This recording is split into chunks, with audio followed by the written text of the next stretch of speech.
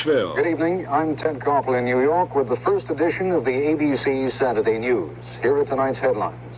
Henry Kissinger says the United States will continue to stand behind Israel so long as progress is made toward peace. At least 30 are killed in a military accident in Lebanon. Gerald Ford welcomes the president of Indonesia. Arthur Ashe upsets Jimmy Connors at Wimbledon. And also these reports. This is Jim Bennett in New Delhi, where only 10 days ago, a 28-year-old democracy died almost overnight. This is Dan Quartz. Will higher gas prices have an impact on consumption? This is Betsy Aaron in Indianapolis, where young Republicans are politicking and partying their way through a national convention. I'm Roger Karras. This is the Bronx Zoo.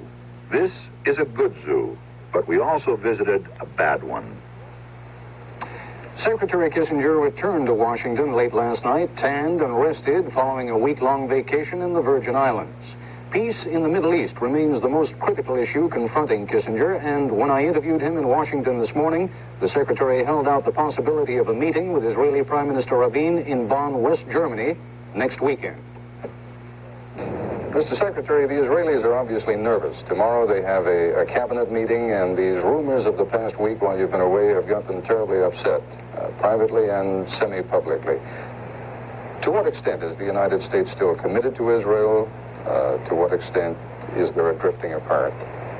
The United States is committed to the survival and security of Israel, and nothing in the current discussions changes that situation. We also believe, however, that the security of Israel is best assured through a process of peace in the Middle East.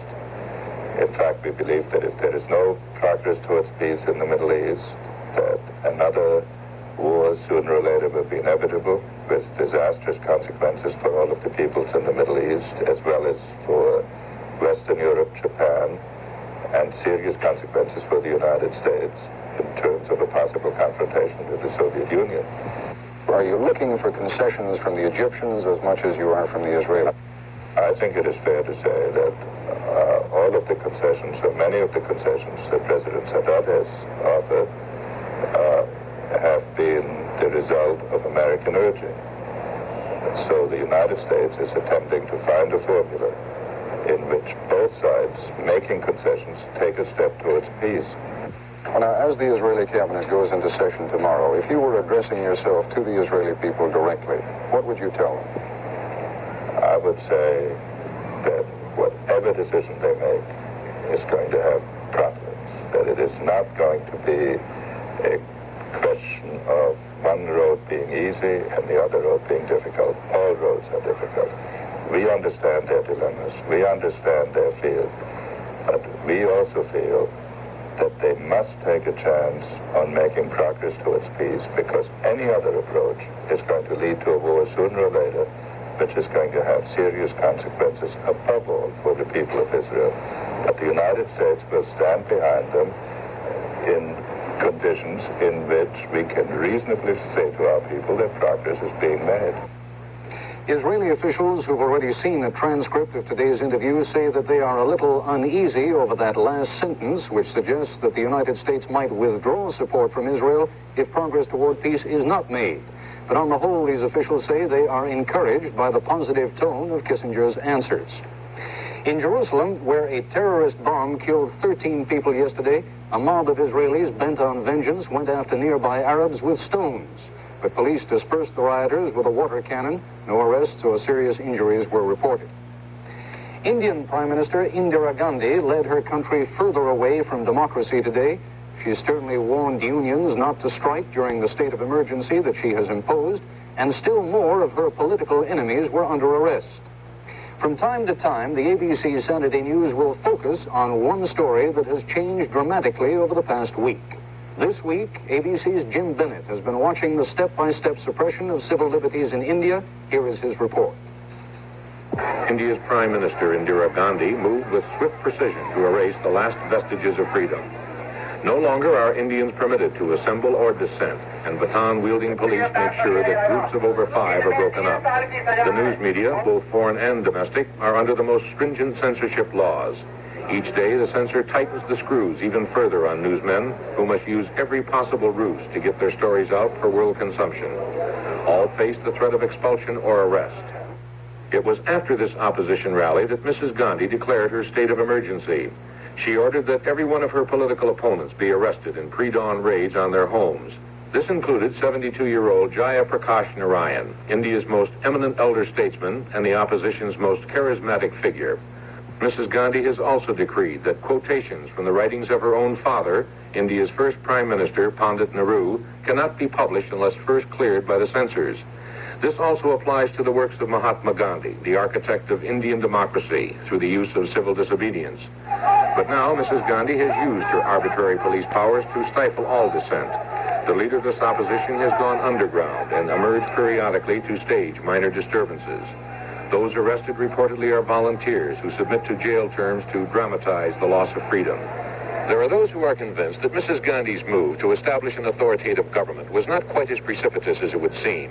Many observers feel that she quietly cultivated the plan over the years by building a paramilitary force loyal only to herself, and then swiftly implemented that plan when the right moment arose. This is Jim Bennett, ABC News in New Delhi. Lebanese officials report that at least 30 people were killed and more than 50 wounded following an explosion today near Baalbek along the Syrian frontier.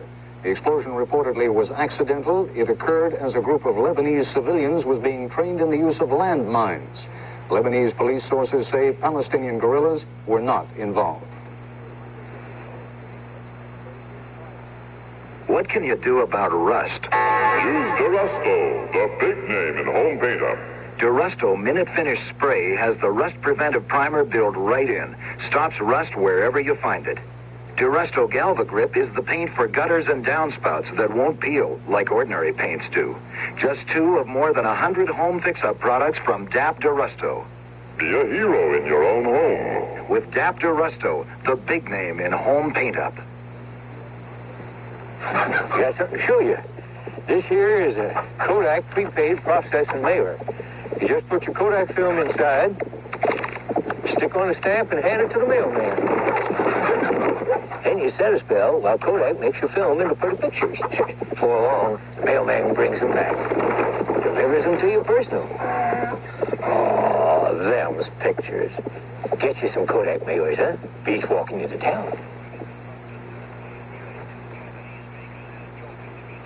President Ford welcomed Indonesian President Suharto to Camp David today. This is the first time that Ford has met with a foreign leader at the presidential retreat. ABC's Charles Gibson reports. The visit was another in President Ford's series of consultations with Asian leaders following the Vietnam collapse. For President Suharto, the new realities in Indochina are particularly difficult. His entire government has been built on a bedrock of anti-communism. He has talked of accommodation, but there have been indications the Indonesians, who have been concentrating on economic development, are now interested in buying arms.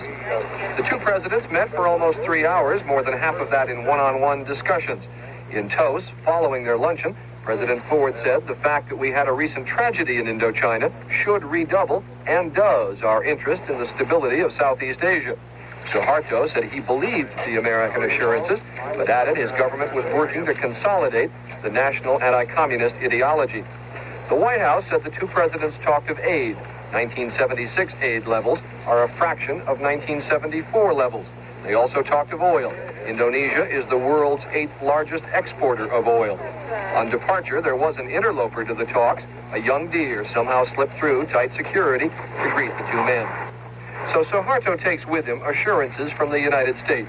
But the indications are the Indonesians are now less interested in words than aid and arms. Charles Gibson, ABC News, Camp David. In California, the Sacramento Bee newspaper says that a committee to push the candidacy of Ronald Reagan for president will be announced later this month.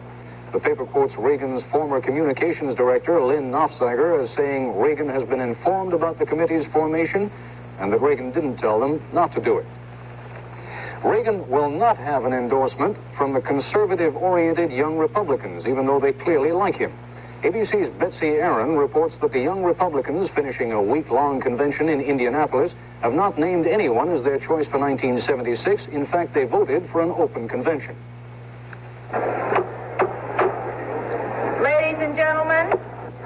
These are the Young Republicans. This organization successfully pushed for and then backed Barry Goldwater's presidential race. And these are the people who backed and then stood loyally behind Richard Nixon. Watergate has hurt. Young Republican membership is down, but the hardcore who stay are more determined than ever to have a conservative say in who's going to run the government and how. Well, young Republicans are all about politics. Most of the delegates, and certainly myself, are interested in getting this country turned around towards less government. That's where it's at. Why did you come here? Have a good time and to learn a little about national politics. There was an election at this convention. Most officers ran unopposed. For a week, these delegates have been arguing and debating over platforms and resolutions. What all the philosophical talk really adds up to is the political reality that these young conservatives are looking for a presidential ticket they can support. Ford. Looking better. Rockefeller. Unacceptable. Conley. Questionable. Reagan. Marginal. Ford. Super. Rockefeller. Great. Conley. Good man. Reagan. It's okay. Ford. Very weak. Rockefeller. Very liberal. Conley. Conley would be a good man. I prefer Reagan. Ronald Reagan cared enough to come, and he got a warm reception. Gerald Ford stayed away, but the political power of an incumbent president was obvious. His people were able to stop a Reagan presidential endorsement. We've got a big job to do, but the young people of this country are independents right now. We hope to go out and make them Republicans. We're on the way back, and I think 76 is going to be a great year. This is Betsy Aaron, ABC News in Indianapolis. A woman who used to move in high Republican circles, Martha Mitchell, has turned up as a salesperson in a boutique in Alexandria, Virginia. She reportedly is doing it to help out the owner, a friend of hers. The estranged wife of former President Nixon's Attorney General and campaign manager now says she bears no grudges, or almost no grudges. I have pity for anybody that gets in trouble and ruins their lives, yes. I have deep pity for John Mitchell, for Richard Nixon. I can't say that I do for Haldeman and Ehrlichman. I'm sorry. There was a party in Washington today. The invitations in verse read, "The place is the White House, an address auspicious. Just smile at the guards and don't act suspicious. Come straight to the South grounds and be at your ease. Sundresses and sport shirts hang loose if you please." The occasion was Susan Ford's 18th birthday party. 75 guests watched Susan cut the cake, baked in the shape of a camera in honor of her hobby. Officially, Susan won't be 18 until tomorrow.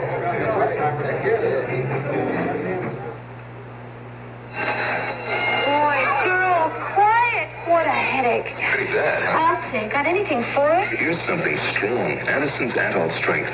The others are also meant for adults. But while ordinary aspirin, buffered aspirin, and Anison start with the same amount of pain reliever, Adult Strength Anison adds 23% more, and then Anison adds an extra ingredient not found in the others. We're great at it. You weren't kidding. And Anison didn't upset my stomach. Next headache, take Anison and Adult Strength Pain Reliever. Hay fever miseries. Don't let them spoil your good times. Take Tristan tablets now. Tristan helps relieve more hay fever miseries. Inside, Tristan helps dry up watery, itchy eyes, runny nose, clear up sneezing and congestion, that constant drip in your throat. Then, unlike the leading allergy product, Tristan even relieves your headache. You feel better in minutes. Next time, take Tristan. Helps relieve more hay fever miseries, more than the leading allergy capsule or tablet. Consumer advocate Ralph Nader charged this evening that recent increases in the price of gasoline are providing domestic oil companies with huge windfall profits. Nader also predicted the higher gas prices will not reduce consumption. With so many Americans on the road this weekend, other observers are wondering if Nader's forecast is correct. ABC's economics editor Dan Quartz has details. On a holiday weekend, Washington attracts tourists like a magnet attracts metal. These visitors are going to find tomorrow's trip home more expensive than their trip here. That's because while they were on the road this week, most major oil companies raised the price of gasoline 2 or 3 cents a gallon. Those extra pennies the tourists will be paying won't get stuffed into the overflowing piggy banks of Arab sheiks. This increase is an all-American effort. At least part of the hike is the first small step in the Ford administration's plan to cut gas consumption by boosting prices. We believe that as price goes up, demand will go down. Historically, that has been the case in almost every other commodity. As prices go up, demand drops off, or substitutes come in. Not everyone agrees. Charles Binstead operates a gas station and is spokesman for other station operators. The increase in price will only have a temporary impact. Over the long haul, we feel that it will not reduce consumption. We did a little calculating to see how much more you'll have to pay for gas. If you're a commuter with an average car and you drive 30 miles a day, gas will now cost you about half a dollar more each week. That's only $26 more a year. If gas goes to 70 cents a gallon, it will add another $50 to your annual gas bill. For the family of tourists making the 750-mile vacation trip from Cleveland to Washington, 60-cent gas raises the price of the trip by only $7.50. And at 70 cents a gallon, that trip will cost them only $12.50 more. Not a very large percentage of a vacation budget. So it remains a big question whether this week's increases, or even an additional 10-cent a gallon hike, will achieve the administration's goal of cutting gasoline consumption. But there's no doubt that the gas price rises will have a negative effect on another administration goal, beating inflation. This is Dan Kortz reporting. Almost 2 years ago, ABC News began a documentary series called Close Up. In the course of some 20 programs, ABC has documented abuses, corruption, and violations in a vast spectrum of issues ranging from health and financial security to safety in sports, housing, and air travel. This evening at 8 p.m. Eastern Daylight Time, we'll be taking a look back at ABC News Close Up, What's Happened Since. And we'd like to make a related proposal that could involve you. Beginning next week, we will present on this program stories suggested by viewers or our affiliate stations. These should be stories about issues that bother you and would be of interest to the rest of the country. If you've ever been frustrated by your inability to reach anyone at the networks, here's your chance. Send your suggestions to Saturday Close-Up, ABC News, 7 West 66th Street, New York. Listen to the Stairs, winners in a Publishers Clearinghouse giveaway. It was like a dream come true. A certified check for $100,000. Now that we're going to have a baby, that money will really come in handy. Right, honey? You may be lucky, too. Another Clearinghouse giveaway is in the mail now. Top prizes, 2 new homes or $100,000. Cars, jet vacations, cash, thousands of other awards. Just to call attention to our fine magazine values, check your mail for this giveaway from Publishers Clearinghouse. No purchase necessary. Enter now. It's the one on your mind. It's the one of a kind. A Milky Way bar wherever you are. Real milk chocolate. Chewy caramel. Luscious nougat. So wherever you're going, you're never outgrowing your love for the taste of a Milky Way. At work, rest or play. Milky Way, Milky Way. Arthur Ashe scored a tremendous upset in the Wimbledon tennis finals today by defeating defending champion Jimmy Connors in 4 sets. Until today, Connors had not lost a set as he worked his way up to the finals. Ashe is the first black to win the men's singles at Wimbledon. Ashe took the first 2 sets with surprising ease. Connors rallied for the 3rd set and ran off the first 3 games of the 4th set. But Ashe came roaring back and won the match with an overhand smash. The 2 Americans did not seem to finish as close friends. Connors has a multi-million dollar libel suit pending against Ashe. When Bobby Riggs faced Billie Jean King, it was billed as the Battle of the Sexes. Tomorrow, that battle takes on another dimension as Kentucky Derby winner Foolish Pleasure races the pride of the Phillies, Ruffian, at New York's Belmont Park. ABC's Margaret Osmore reports on what its promoters are calling the race of the century. The primary reason for all this fuss is an extraordinary piece of horseflesh with the unladylike name of Ruffian. At 16 hands tall, she's big for any horse, but she carries that height and her other ample dimensions with the grace of a grande dame and the speed that's won her every race, including the 3 races of the Philly Triple Crown. Our male competitor, Foolish Pleasure, raced brilliantly for a win in the Kentucky Derby, but he finished second in both the Preakness and the Belmont Stakes. The odds makers are favoring Ruffian, but that doesn't bother Foolish Pleasure's jockey, Braulio Baeza. If you think you're going to be the underdog and the crowd's going to be for Ruffian, does that affect you when you're up there? Yes, because I like to make him all wrong. How do you think she's going to do when she comes up against some real competition? Well, that's what we have to find out at the day of much race, you know. She beat that horse, then you can call him gracefully. Well, I love Ruffian, but I'm betting on Foolish Pleasure. Why?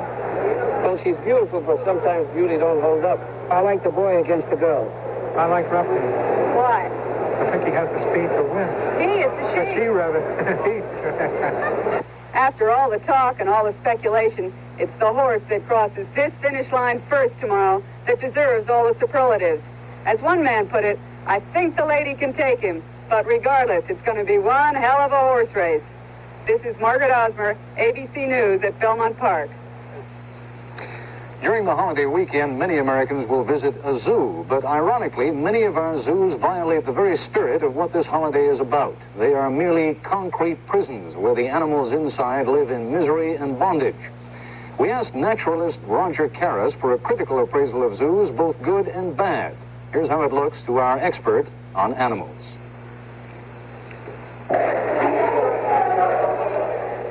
This is one of the world's truly great zoos. We're standing in the world of birds, the incredible building that is probably the most advanced zoo structure in the world. It's part of the New York Zoological Society's installation at the northern edge of New York City. This is, of course, the Bronx Zoo. What is it that makes this zoo great? This is a humane zoo. The animals live in areas that approximate as closely as possible the habitat they would know in the wild. If anything, they live a better, easier life here. This is truly a zoological garden. That is the expression we shorten to zoo. It is not a stamp collection menagerie with too many animals of too many kinds. It is a recreational facility. 2.5 million people come here every year. In fact, across America, more people go to the zoo than to all major spectator sporting events combined. But more than that, this is an educational institution. Most of the people who come here are islanders. They live on islands we call cities, and concrete separates them from nature as surely as water separates real islanders from the mainland. This zoo is also a survival center where the rarest animals can reproduce, where they can be held in trust until, perhaps someday, there's room for them in a salvaged fragment of original wilderness. An example is the Przewalski horse. This is the only species of true wild horse left in the world. At present, there's no room for them in their native Mongolia, but there is here in the Bronx. But not all zoos are like this. This is Pawtucket, Rhode Island, a place called Slater Park. Make the comparison for yourself. These antique cages are nothing more than mini prisons, and the behavior of the animals confined in them reflects this fact. What makes this zoo bad? We think it is bad because the collection is not thought out. There are animals here, animals like elephants and polar bears, that are inappropriate to the facility and to the budget, and that is inhumane. There are too few explanatory signs to allow this zoo to rate as an educational facility. It barely rates as a recreational one. And who is to blame? We think it is the people of Pawtucket, the people anywhere of any city or town who will tolerate an animal slum. In our opinion, people who cannot or will not provide a humane, educationally valid animal facility should not have a zoo at all. Roger Karras, ABC News, Pawtucket, Rhode Island. I'll be back with a comment in a moment.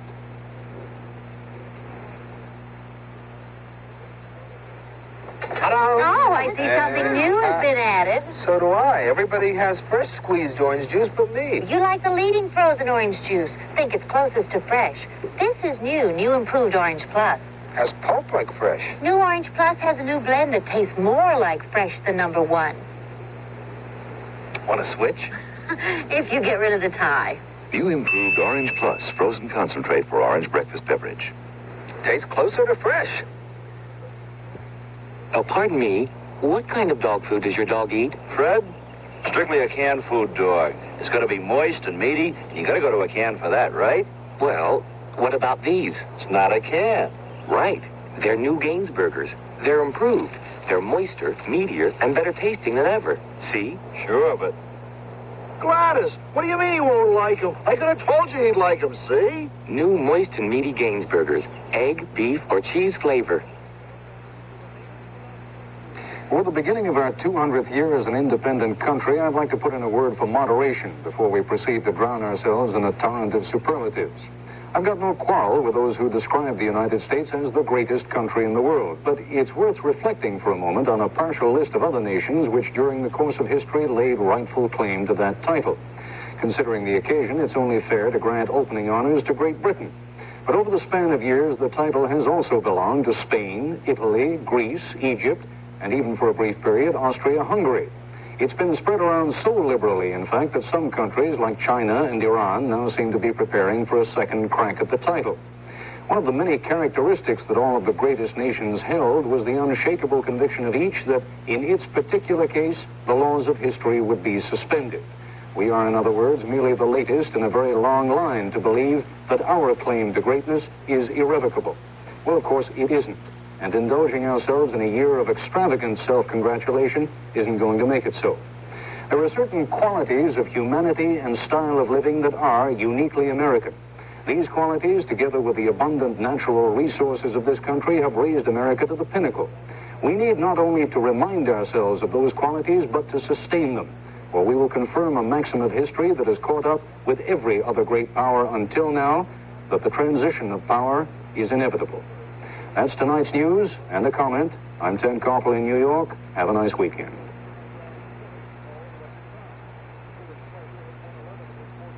The guest on ABC's Issues and Answers program on Sunday will be Defense Secretary James Schlesinger.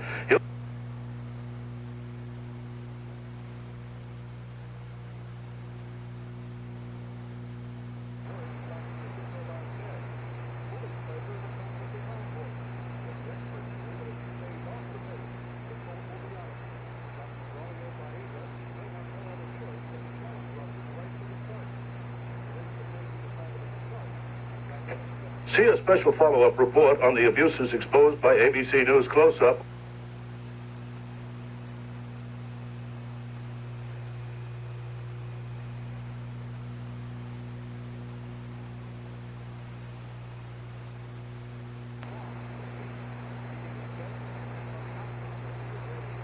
Special weapons and tactical team. We're about as elite as you can get. Rule number 1. No one gets away with any hostages. No one on the team fires except to save a life. When you need help, you call the police. When the police need help, they call SWAT. Steve Forrest and the men of SWAT.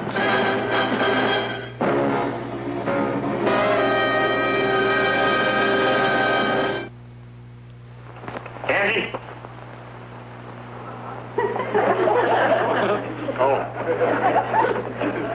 Andy? Granted, in this great, enormous universe of ours, you're nothing more than a tiny dot, a speck, a minute, insignificant nothing. But I'm proud to call you my friend. Did anybody ever tell you you've got an unusual way with words? See the Andy Griffith Show every weekday afternoon at 3 here on Channel 2. WNGE, Nashville. What is your idea of hell? What about hell? I don't believe in hell. Well, it's a place of punishment, that's for sure. It's the absence of Jesus Christ. To me, hell is like football practice. It's something that you dislike immensely. We're choosing for ourselves a place called hell, which is an eternal punishment for having not chosen what